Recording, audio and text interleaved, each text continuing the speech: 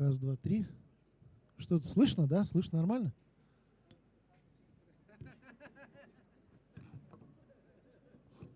Так, ну что, ребят, начинаем, да, друзья? Все, уже 13 часов, так что пора. Приветствую вас, дорогие друзья, гости выставки. У нас сегодня очень будет интереснейшее выступление, потому что приехали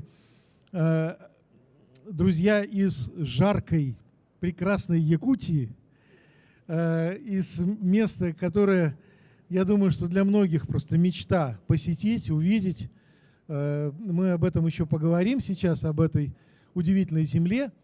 Но начать я хочу с того, чтобы пригласить на эту небольшую сцену директора, основателя, издателя, главного, самого большого и самого сильного якутского издательства «Аяр» и его коллег, для того, чтобы они начали наше представление по-якутски, по-настоящему. Вот так вот, как должно быть в нормальной, так сказать, в нормальной Якутии, как должно быть.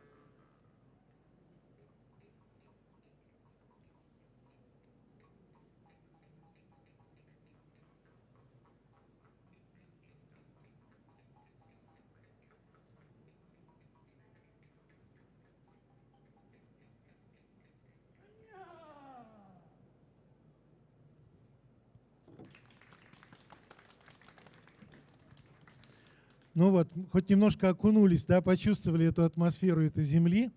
Вообще, конечно, Якутия – это чудо из чудес. Вот кто там уже один раз побывал, тот влюбится раз и навсегда в этот край. Кто не был, обязательно посетите, потому что это 1/5 часть России. Представляете, вот гигантская Россия, 1/5 часть.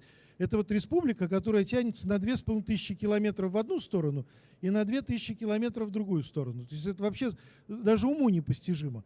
Там 800 тысяч озер, 900 тысяч рек. То есть вот жизни не хватит для того, чтобы посмотреть хотя бы даже просто природу, красоту этого земли. Но самое большое богатство, вот помните, еще Ломоносов, наши юные друзья наверняка слышали эту фразу Ломоносова, да, что богатство России Сибирью перерастать будет. Вот Сибирь, вот она, настоящая Сибирь. И самое большое богатство, которое есть в Сибири, это, конечно, не природа и не природные ископаемые. Это, безусловно, наше богатство.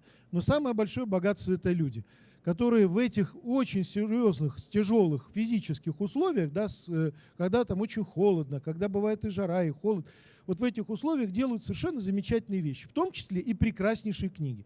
И вот у нас сейчас с вами встреча состоится с директором и руководителем издательства, которое существует уже 95 лет. В этом году исполняется 95 лет издательства «Яр». В нашей стране только 3 таких издательства есть, таких старых. Представляете себе, уже все издательства, которые в центральной части России были, они почти все погибли и исчезли, их уже нету. А в Якутии издательство сохранилось. 95 лет. Одно из старейших издательств. И Август Васильевич Егоров за последние годы совершил, конечно, невероятный рывок, потому что и раньше это было серьезное, хорошее, замечательное издательство. Мы тут недавно нашли одну книжку советского периода, «Книговедение» называется. И вот там написано, что якутское издательство выпускает там в год 2 миллиона книжек. 2 миллиона. Очень много. И сейчас много издается книжек. Но и качество этих книжек, конечно, очень сильно поднялось. И сейчас АЯР практически каждый год завоевывает высшие книжные награды в нашей стране. Представляете себе? Да, вот не московское издательство, а именно АЯР получает все высшие награды.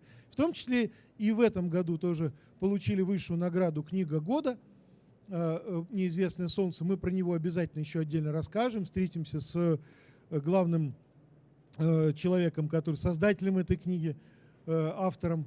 Ну, а сейчас я хочу предоставить слово самому Августу Васильевичу для того, чтобы он рассказал о тех новинках, которые нас всех ожидают. Спасибо, Георгий Михайлович. Добрый день, дорогие друзья, участники выставки.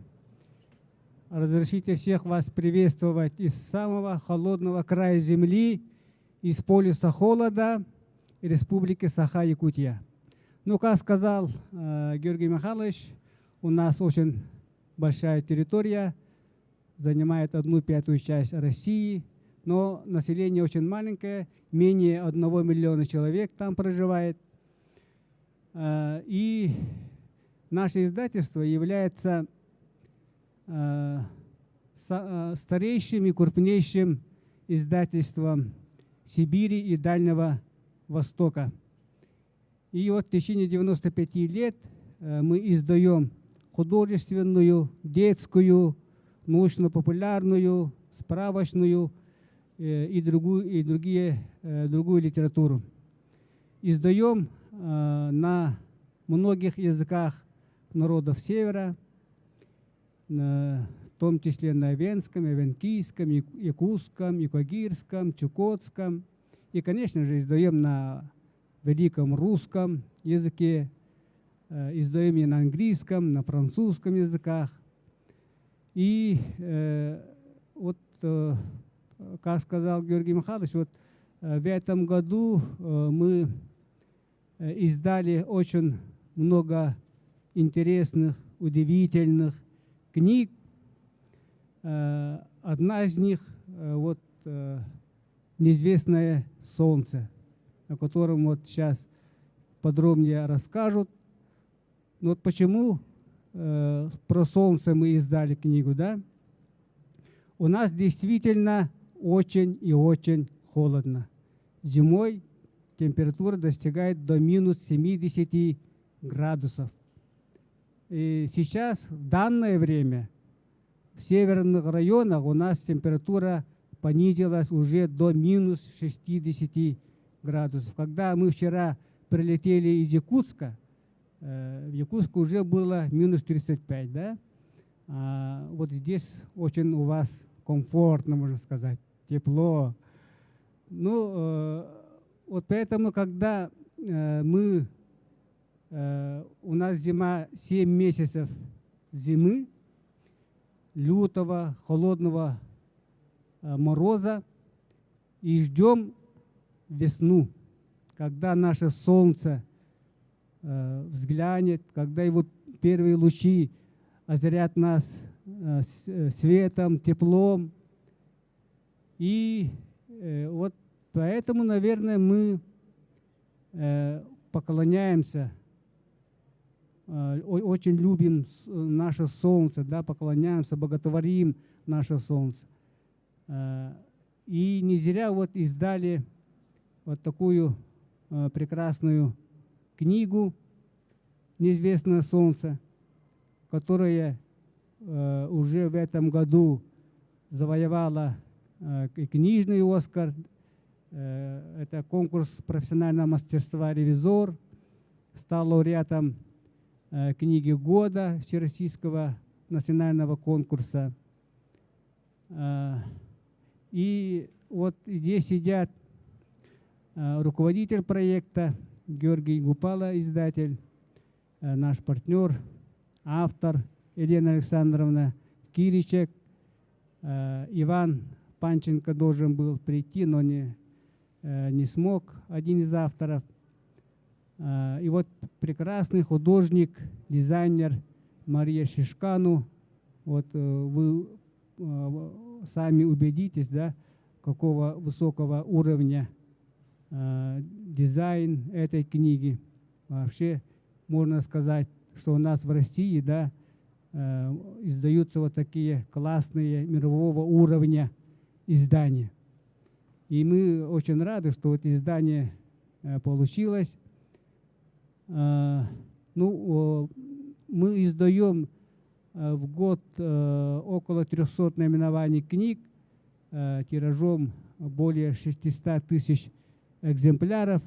Ну, я думаю, для нас это хорошие тиражи в данное время.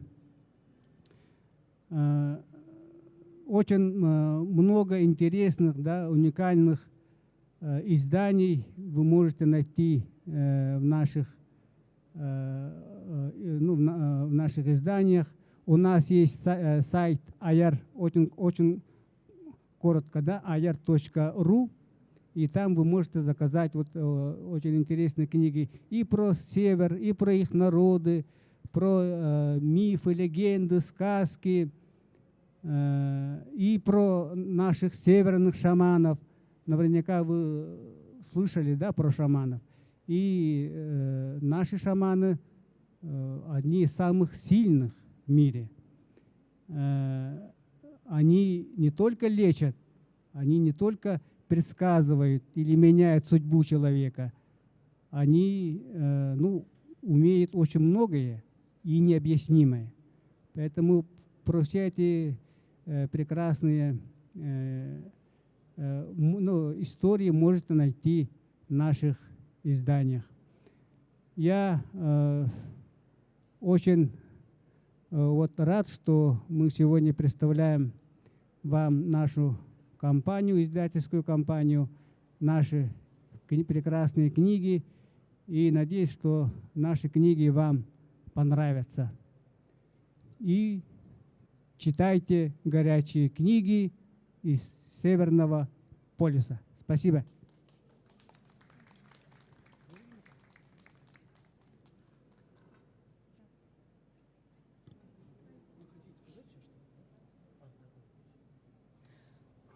Добрый день, дорогие участники, гости презентации. Ну, я немного расскажу о тех книгах, которые получили признание не только у нас в республике, но и в других регионах России, у читателей популярны и в библиотеках, в магазинах города Москвы и в регионах России. Так. Ну, мы сотрудничаем не только со своими местными авторами и иллюстраторами, но и открыты сотрудничеству с авторами и иллюстраторами со всего мира. Поэтому, скорее всего, и наши издания, книги очень получают отклик в душах читателей со всего мира. Вот. Наш стенд на детской территории, мы ждем вас, L18. И сегодня участникам презентации мы принесли маленькие свои презентики. И давайте посмотрим. Вот.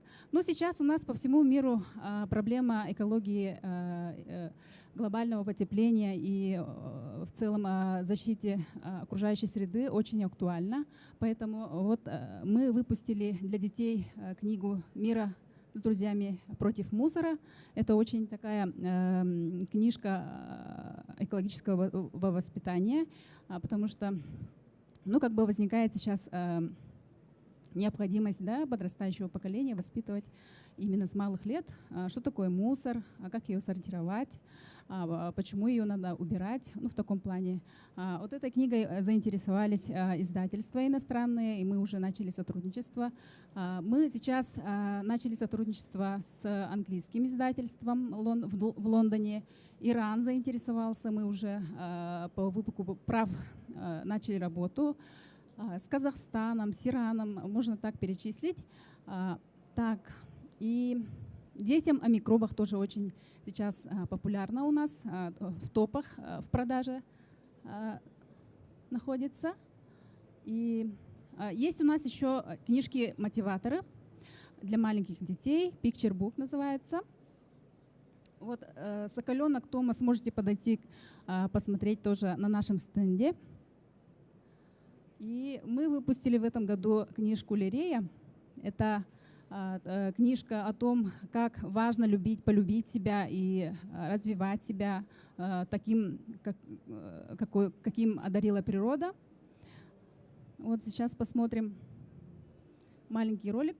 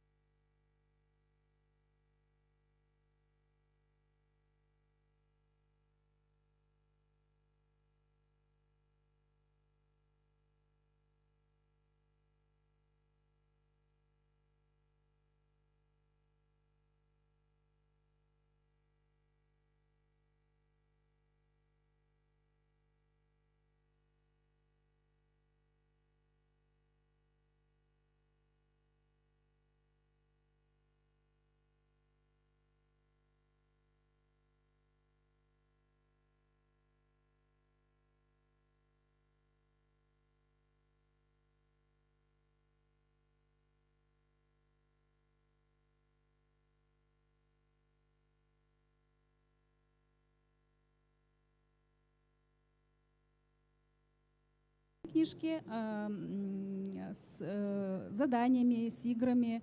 Тоже очень детям интересно. Откуда берется еда, как готовится сметана, как делается колбаса. Ну, в общем, все о еде, о самом важном, как пекут себе хлеб. Тоже вот так. И есть еще такая, почему мы живем в морозилке. В очень доступной, легкой форме передается информация детям о Крайнем Севере, что там делают дети в минус 50, как сделать морозный салют, ну, почему метро не строят у нас в Якутии. Очень интересные факты в такой легкой, доступной игровой форме и в ярких иллюстрациях.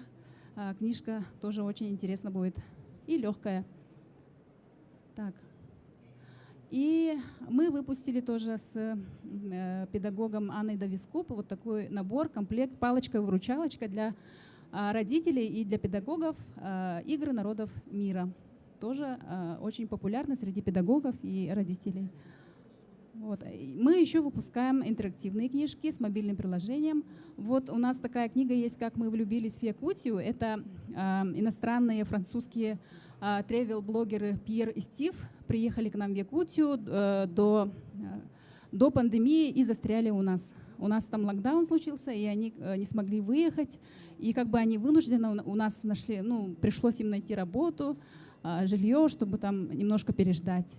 И тут очень интересно их впечатление как бы со стороны, ну, глазами иностранца Якутия очень интересно подается. И эта книжка у нас с интерактивом. Есть мобильное приложение, доступное в платформах. Вот, можно навести на фотографии, и там уже можно послушать музыку, можно посмотреть видео. Вот так. Очень интересно. Если вас заинтересует, подходите, тоже смотрите.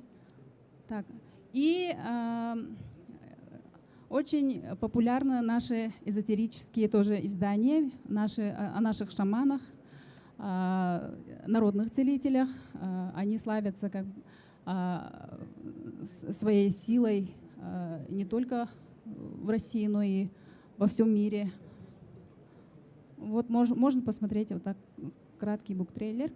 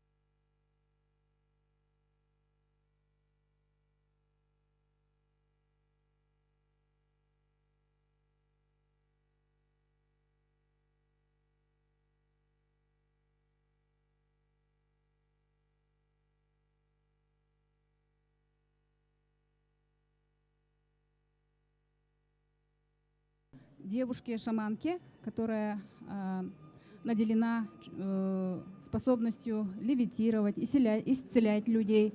И очень пользуется, внимание и интерес вызвал читателей.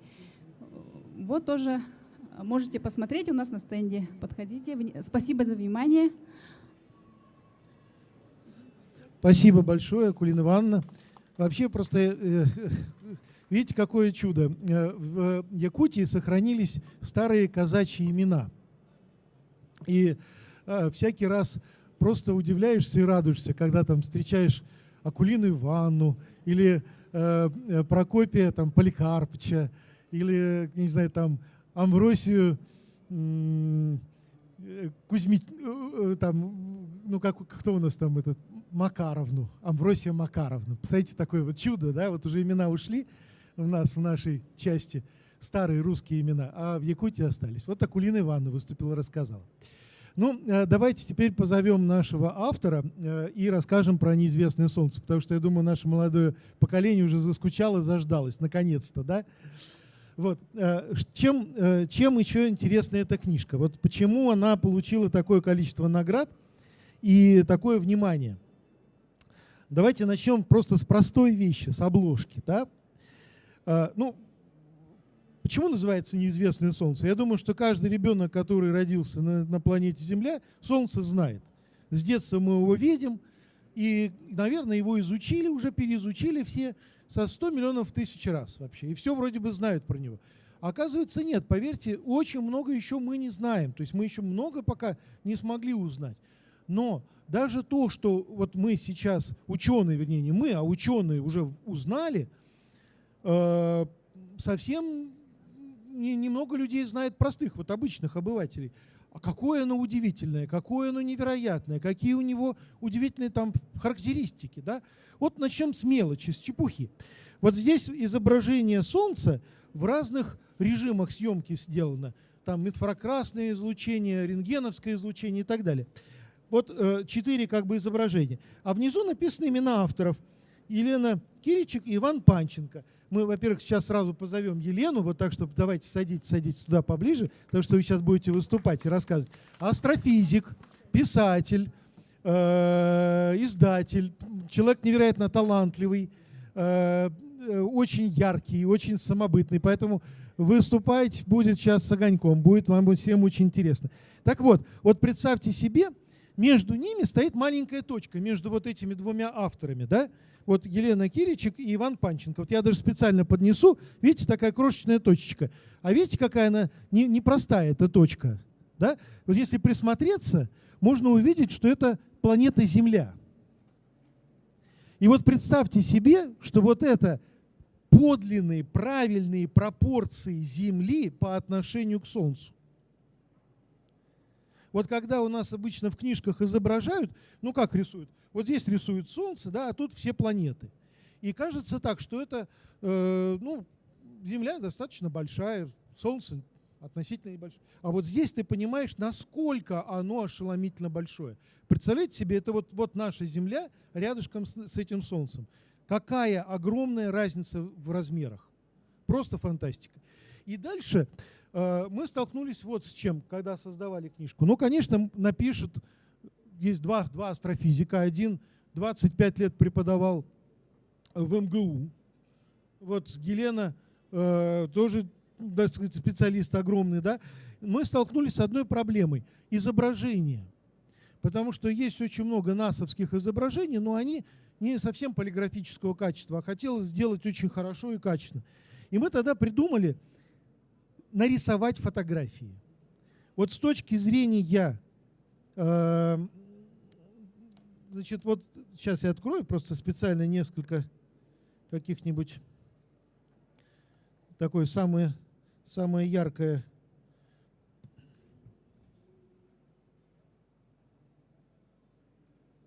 Так, что у нас тут? Ну, вот даже вот это здесь, сейчас покажу еще другие книжки какие-то.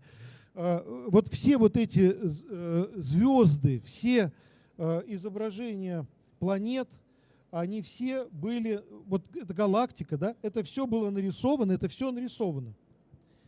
Вот, посмотрите, какое чудо. Это все нарисовано и нарисовано у нас здесь. Это огромный был титанический труд, потому что отрисовать целиком всю книгу сейчас мало кто может. Это действительно очень-очень большая работа, потому что все нарисовано. Это не то, что где-то из интернета с каких-то скачивали. Это все рисовалось, причем рисовалось так, чтобы это было именно фотографического качества.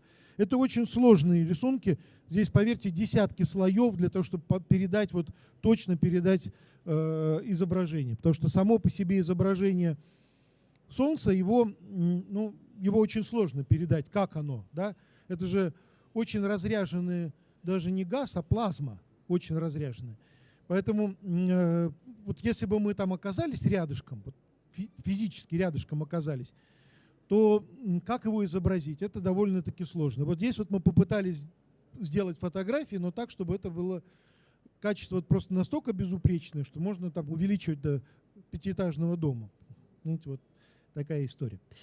Так, ну давайте я вам дам слово все-таки автору, и два слова буквально скажет она, как человек, который всю эту книгу написал, вымучил от начала до конца. Вот видите, вот это совершенно изумительная штука. Я думаю, что это надо обязательно про это рассказать, про эти гранулы, которым покрыто Солнце. Ну и потом поговорим немножечко, уже можете задать вопросы и спросить о чем-то.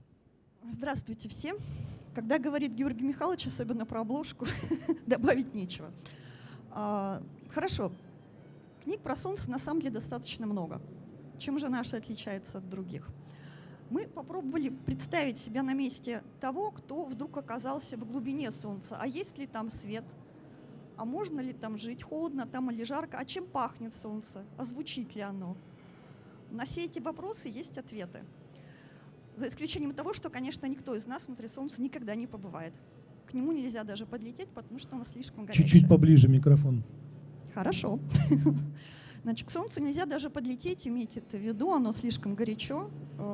Самые прогрессивные, самые новые наноматериалы плавятся при температуре 4000. На Солнце, на его поверхности температура около 6000 градусов. Это нам кажется, что, ну, подумаешь, мы привыкли к тысячам, к миллионам, к миллиардам. Что такое 6000? Ну вот, тем не менее, вся наша жизнь — это переработанная энергия Солнца. И для того, чтобы представить себя в недрах нашего милого светила, в недрах нашей звезды, мы придумали героев. Это замечательная собака и ее блоха. Оба они облачены в скафандры. Повторю, что, конечно же, эта собака и блоха не белка и стрелка с их верными друзьями, потому что на Солнце, повторю, даже собака не побывает, не получится этого, испарится бедная собака. Но представить мы это все можем. И что там происходит, мы тоже описали как бы изнутри. Если вы поднимаетесь из недр Солнца наверх, что вы увидите, что там происходит, какие там процессы. Причем это можно читать, знаете, эту книгу могут читать и взрослые, могут читать и дети. У меня есть друзья, у которых малышам 1-2 класс, они все равно ее разглядывают, потому что интересно. А взрослые читают и получают свое удовольствие. Да, мы написали это уже очень весело и легко. Формулу не пугаемся, это самая простая формула, это 7 класс. Вот. Тем не менее, она многих приводит в шок и ужас, но на самом деле там все описано, что к чему. И при желании ребенок может оттуда сам написать не меньше десятка хороших рефератов, потому что все разъяснено, много есть интересных тем. Больше того, здесь, как никто, мы затронули такие даже дурацкие, казалось бы, вопросы, что произойдет с Солнцем, если вот засунуть ведро с водой. А такие вопросы дети задают. То есть мы, обладая десятилетиями опытом общения и с детьми, и со студентами 1-2 курса, знаем, какие вопросы они задают и что их интересует. Действительно, как оно пахнет, что будет, если его засунуть куда-то, какие там происходят процессы и почему. Кроме того, представьте себе, что Солнце — это слоистый шарик. Причем каждый его слой ведет себя совершенно по-разному. То есть начиная от ядра и до самых верхних слоев, а мы живем в атмосфере Солнца, имейте это в виду, оно абсолютно разное. Там происходят разные процессы, и физические, и если бы мы посмотрели, и внешне это абсолютно разное. Больше того, Солнце наше вращается, и каждый его слой вращается по-разному. И представляете себе, вот если вы надели, например, что-то на себя, вы тоже как бы слоисто, да, у вас может быть одежда тоже в слоях. Особенно какие-нибудь там, когда у нас погода с вами не очень хорошие, переменчивые, мы предпочитаем надевать несколько слоев, чтобы можно было снять, надеть. Да? Ну вот когда вы нацепили на себя, как лук, много чего, а потом заметили, что вы идете, и у вас тут что-то вращается. Шапка сюда, там, шарф, пиджак. Или... Вот. Также то же самое происходит и с Солнцем. У него тоже и внутренние слои, и внешние вращаются не только с разной скоростью, но и по широте по-разному. Мы коснулись таких вопросов, которые, в общем-то, обычно преподают только узким специалистам, но сами по себе они жутко интересные. Как оно вращается, как оно излучает, почему мы зависим от Солнца. Действительно, какой у него звук, ведь оно еще и звучит, оказалось бы, оно вроде как находится в вакууме, откуда звук? Есть. Читайте, и вы узнаете действительно очень много потрясающих фактов про Солнце. И самое главное, вы можете себя почувствовать космическим путешественником, как собака Пуля и ее верная блоха Карл. Потому что когда мы построили книгу так, что если ее прочитать, у вас остается ощущение прочитанного романа. Вам жаль расставаться с героями, вам жаль расставаться с тем удивительным миром, в который вы погрузились, а это мир космоса, который на самом деле невообразим. Вот. И мы, конечно, очень надеемся, что у книги будет продолжение. Мы сейчас работаем над следующей книгой про Луну. Ну, а уж там посмотрим, как получится. Спасибо большое за то, что вы пришли. Дальше, я думаю, снова возьмет слово Георгий Михайлович. Сразу давайте несколько вопросов. Вот, Давайте. Да? То, что больше всего поразило самого, когда начали готовить. Солнце — это газовая, да, такая газовая звезда. Да. И плотность вещества на поверхности какая? Вы думаете, я прям так навскидку помню? Плотность очень маленькая. Я не помню, конечно, в граммах. Меньше плотности. Да, вы провалитесь. Дело в том, что если вы там окажетесь на поверхности условно, то там стоять невозможно. Это действительно очень разреженный газ. Очень. То есть это в несколько сотен раз плотность меньше, чем воздухом, которым мы сейчас дышим. В тысячах. Тысячи раз. Представляете, чем воздухом, которым мы дышим. А вот эти пятна на Солнце, что это такое?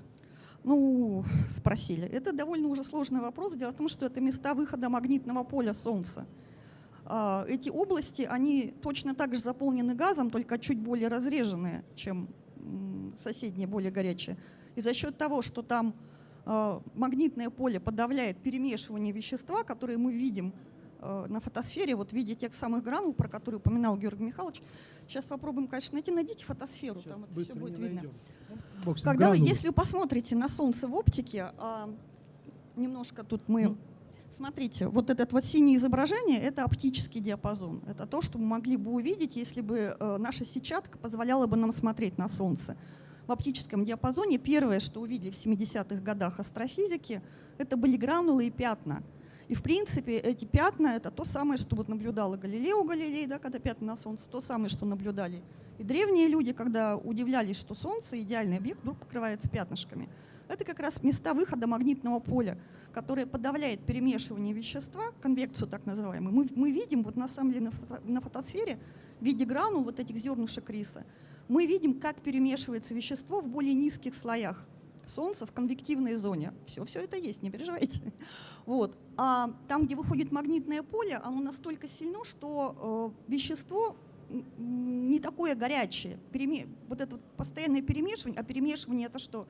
Это все время подпитывание теплом снизу. Как, представьте себе, как кастрюля, да, у вас снизу донышко нагрето, вверх поднимается, там каша, например, и потом опускается. Вот это вот то, что вот этот процесс, это и есть конвекция. Мы ее видим в виде гранул. А там, где магнитное поле, это как бы крышечка. Вот это вот пятно — это как бы крышка, где конвекция, она идет, но слабее. Пятно не такое уж глубокое, оно там несколько, порядка 500 километров и ниже, то есть это не глубокое для Солнца. Но, тем не менее, достаточно глубокое для того, чтобы мы его видели как такую, как оспину, как ямочку, потому что там и более разреженная атмосфера Солнца, и меньше температура. Вот этот небольшой перепад температур, всего там порядка 2000 градусов разница, а мы видим как черные пятна. Вот что такое пятнышки на Солнце? Для того, чтобы это было лучше понятно, здесь мы привели кучу сравнений и с кастрюлей, и с тем, как варится каша, и все это объяснили. И больше того, вот как выглядит Солнце в оптике, это очень похоже на побитый апельсинчик. Точно так же есть поры, точно так же вот эти вот есть гранулы, более яркие пятнышки. То есть когда апельсин хорошенько полежит и немножко там ему станет уже не так хорошо, как в самом начале его жизни, тот будет как раз похож на Солнце в середине его активности. Так. Ну, представляете себе, вот кастрюлька, да, вот кипит вода там в кастрюльке, и поднимаются пузырьки воздуха. Не вода, скорее каша. Только эти пузырьки воздуха там размером с 1000 километров. Вот каждый пузырек — это 1000 километров. И вот он надувается, потом лопается, появляется новый. А когда эти пятна образуются, это гигантские ямы, которые в 1000 километров в диаметре, да, и сотни километров уходят вниз. И там действительно вот температура всего около 2000 градусов. То есть Нет, теоретически 4, на 2000 меньше, чем атмосфера. Да, ну могли 4. бы там даже что-то там, теоретически какой-то там предмет можно было бы туда опустить. Но, естественно, он сгорит до того, как подлетит к Солнцу, потому что еще за тысячи километров, за сотни тысяч километров от Солнца начинается совершеннейший ад. За сотни тысяч километров от Солнца. Потому что поверхность Солнца, вот уже Елена правильно сказала, около 6000 градусов, да, а дальше, чем выше поднимаемся над поверхностью, температура падает. Но на высоте 70 тысяч километров вдруг эта температура поднимается до 3 миллионов градусов. И, соответственно, никакой прибор там, конечно, пролететь уже не может. Георгий абсолютно прав. Это одна из удивительных загадок Солнца. Потому что, по идее, если у вас есть горячее тело, то чем дальше вы от него, тем холоднее. С Солнцем происходит не так. Действительно, на высоте порядка 400 километров наблюдается температурный минимум. Там падает температура до 4000 градусов, а потом она, правда, поднимается до нескольких миллионов. Только вы не думаете, что, конечно, тут немножко Георгий Михайлович, как человек с широкой фантазией, преувеличил. В этих миллионах градусах далеко от Солнца ничего не сгорит. Достаточно и тех 6000, которые есть на поверхности.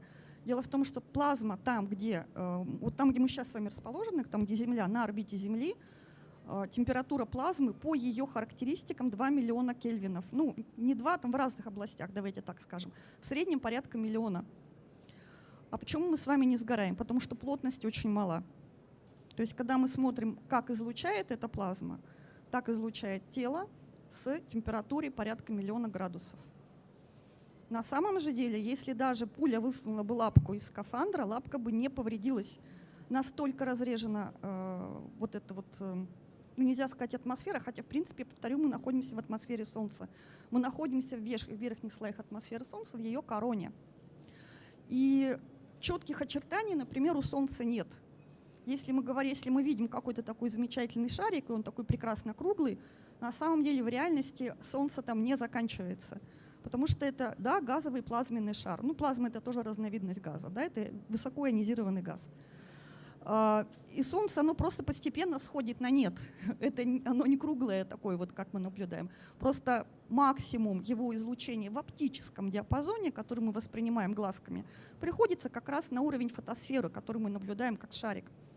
Если бы мы с вами могли бы видеть в более коротких длинах волн, а все 3 оставшихся изображения — это как раз более короткие, это рентген, то мы бы с вами видели не такое Солнце. Мы бы видели, что оно размазано в пространстве, и что Земля где-то находится в верхних слоях его атмосферы.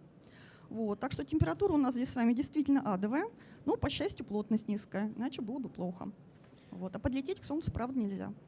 Вот еще, что удивительно, конечно, в центре Солнца, вы знаете, находится ядро, и оно чудовищной плотности, то есть оно там в несколько раз плотнее стали. А дальше начинается удивительное место, так сказать, где происходят все эти термоядерные реакции и прочее. И вот скажите, пожалуйста, Лен, сколько сотен лет вырывается оттуда свет? Смотрите, да, вымывается очень забавное сравнение, ну, вроде того. Действительно, во-первых, термоядерные реакции идут в первую очередь, конечно, в ядре Солнца, и в значительно меньшей степени, очень малая доля их идет в следующей зоне, в зоне лучистого переноса. Так вот, правда, та энергия Солнца, которая была рождена в ядре температура порядка 12-13 миллионов кельвинов, вот эти вот фотоны энергии, фотоны света, да, кванты энергии, фотоны света, они там есть и оптические диапазоны, но больше все-таки высокочастотных, больше гамма-квантов. Это самые для нас разрушительные, то, что образуется при ядерном взрыве, да, это самый разрушительный вид энергии для наших земных оболочек. Так вот, пробираться такой вот квант энергии, рожденный в недрах Солнца, до фотосферы может до 1 миллиона лет. В среднем это порядки сотен тысяч и до 1 миллиона лет. Почему? Потому что им очень тяжело оттуда выбраться. Плотная среда. Только вы не думайте, что если там плотность в ядре, как у стали или как у золота, она выше гораздо, чем у золота, то оно металлическое. Ни в коем случае, меня часто спрашивают, там внутри металл. Нет. При такой адской плотности там газ. И в то состояние, в котором находится вещество в ядре, прекрасно как раз описывается нашим школьным уравнением состояния идеального газа. То есть там газ, но высокой плотности. Там родилась энергия в результате термоядерной реакции. Что происходит дальше? А дальше происходят очень интересные процессы. В следующей зоне, где тоже очень высокая плотность, так называемая зона лучистого переноса, эти кванты энергии поглощаются атомами и переизлучаются атомами. Поскольку они поглощаются и переизлучаются, вспомним школьную физику, да? Они могут переизлучаться в любом направлении, вовсе не к выходу. Обратно в ядро, пожалуйста. И вот этот бедный квант энергии, он будет перемешиваться там до 1 миллиона лет, чтобы выйти наружу. И когда он уже выходит наружу, он настолько раздробился, при этом количество энергии не уменьшается, но уменьшается длина волны, ну, либо увеличивает частота, что наоборот, да, на которую он выходит. То есть один квант может раздробиться, скажем, на 2. Сумма энергии останется прежней, но он уже будет не такой высокоэнергетичный. Уже это мы на выходе, почему мы наблюдаем в оптическом диапазоне, да, это уже не страшные для нас гамма-кванты, а это уже свет оптического диапазона, для нас не опасно, но если только мы не будем слишком много загорать на Солнце. Вот, поэтому так вот она дробится, вот эта энергия, и появляется уже на выходе из Солнца, в основном в оптике и, ну, рентген, конечно, тоже очень много.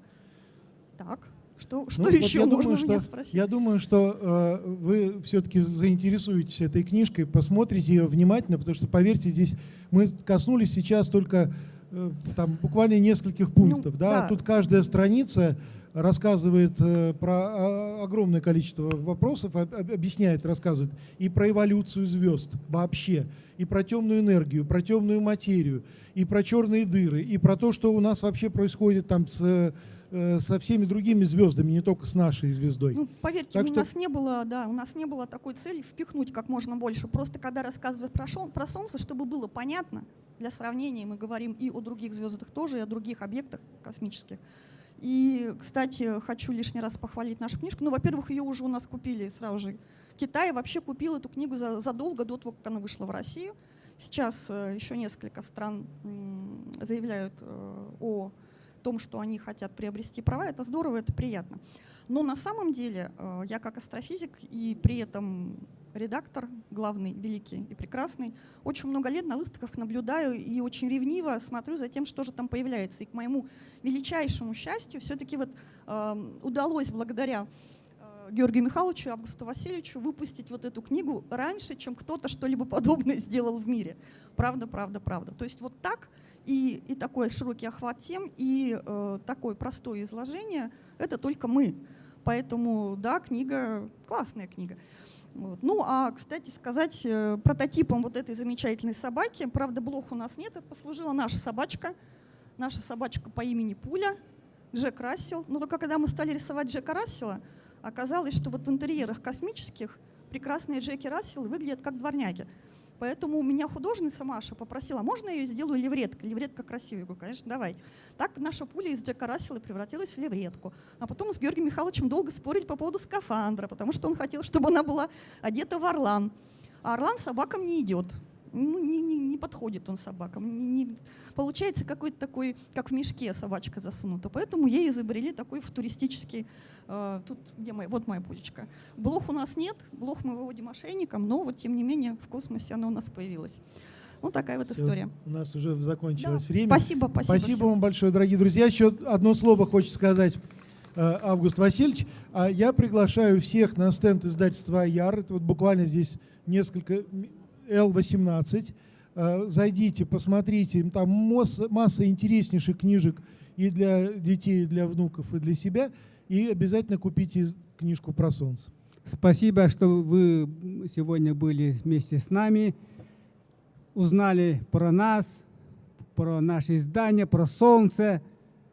Мы, северный народ, наверное, как никто другой, ценим наше Солнце после долгой зимы. Поэтому даже у нас, когда спрашивают, сколько вам лет, это по-русски, да? А когда Солнце у нас ассоциируется с возрождением новой жизни, весной, и поэтому у нас по-якутски «сколько вам лет» звучит «сколько вам весен». Поэтому давайте всегда будем очень как энергичны, теплы, как наше Солнце, и читайте наши книги, горячие, теплые книги из полюса холода. У нас помимо Солнца очень много интересных и уникальных изданий. Спасибо вам большое.